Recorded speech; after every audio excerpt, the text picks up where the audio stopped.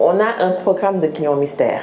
En quoi cela consiste? On travaille avec un fournisseur externe qui fait cette opération 2 fois par an. Comment est-ce qu'on le fait? Nous déjà en interne, c'est-à-dire au niveau du service qualité, on décline aujourd'hui la posture que l'on veut que le client mystère adopte en agence. Donc, suivant son profil, on va décliner s'il va se présenter suivant un client PME, TPE ou bien salarié, ça dépend. Ce sera à nous de décliner cette posture.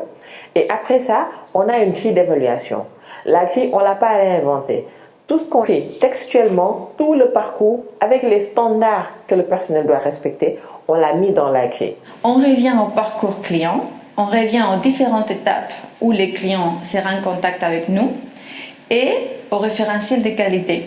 Parce que le référentiel n'est rien que la conclusion de comment on devrait se comporter à chaque étape du parcours client. Par exemple, les clients arrivent, est-ce qu'il y a quelqu'un qui l'accueille, qui lui montre où s'asseoir et à quel moment il doit s'asseoir pour pouvoir être servi.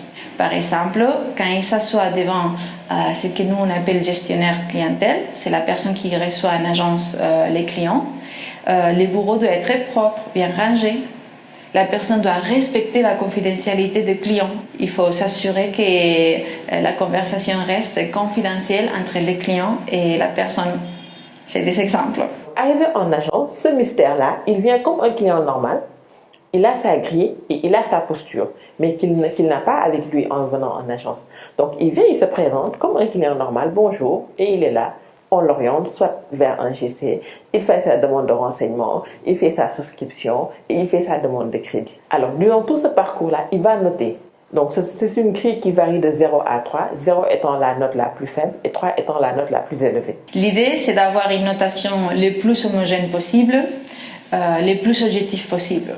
Et pour cela, on fait beaucoup d'efforts aussi sur la formation de ces clients mystères. Le programme mystère a une fréquence de 2 fois par an. Il faut compter que c'est quand même un coût pour l'institution. Ça nous coûte près de 10 millions de francs CFA par an. Donc faire avec une fréquence plus régulière représenterait un coût assez élevé.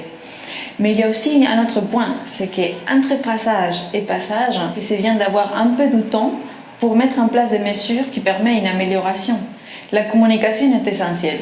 Parce que si on fait un exercice et après on ne communique pas, c'est comme si on n'a rien fait. Une fois qu'on a les résultats, on les partage de plusieurs façons.